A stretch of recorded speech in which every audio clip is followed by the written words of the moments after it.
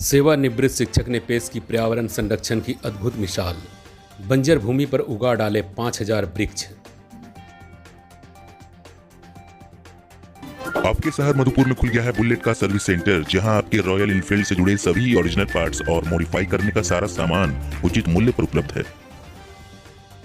पर्यावरण संरक्षण को अपने जीवन का उद्देश्य बना लेने वाले 80 वर्षीय गोविंदपुर निवासी सेवानिवृत्त शिक्षक बलराम शाही ने बंजर पथरीले 5 हेक्टेयर जमीन पर लगभग 60 वर्षों के अथक प्रयास के बाद 5000 पेड़ लगाकर पर्यावरण संरक्षण की एक अद्भुत मिसाल पेश की है। उनके इस बगीचे में फलदार पेड़ों के अलावे बरगद, पीपल, मेहगुनी के साथ 22 प्रजाति के बांस भी लगे हैं।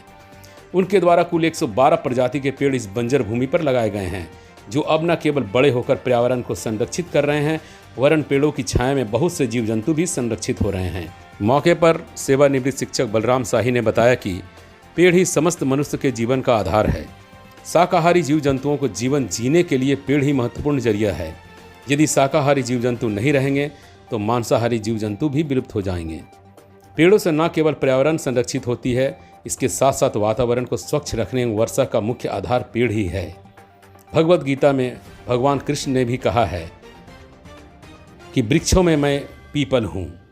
हमारे पाथरोल संवाददाता अमरनाथ पाठक की सेवानिवृत्त शिक्षक बलराम शाही से एक खास बातचीत।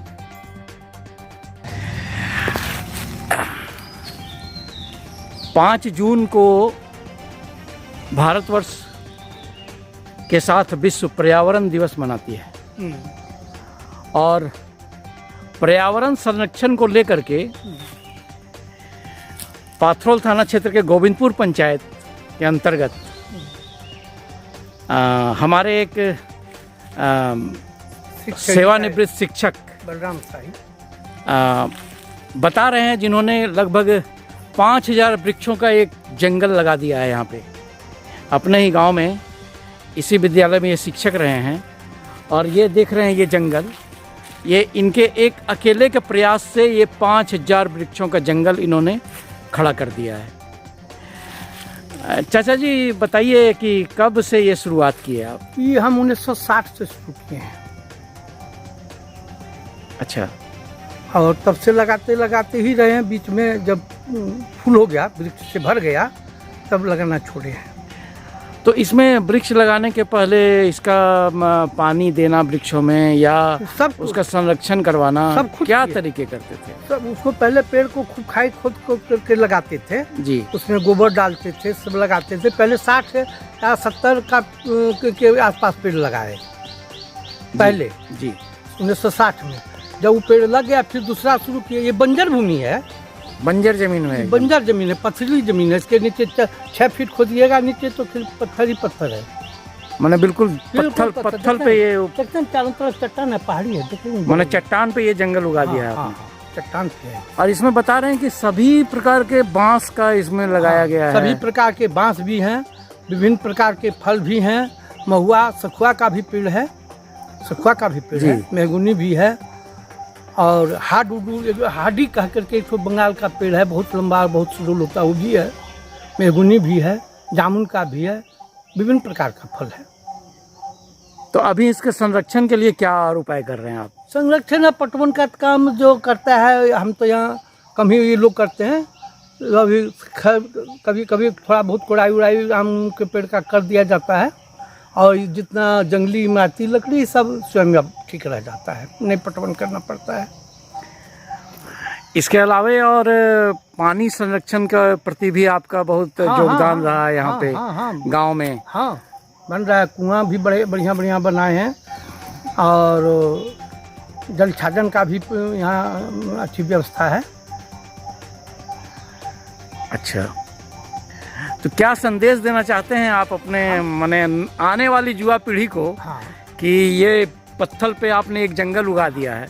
हम 2 शब्दों में यही कहना चाहते हैं कि संसार में जितने भी जीव हैं, चाहे वो जलचर हो, थलचर हो, नभचर हो, वो सिर्फ पौधे पर ही निर्भर है।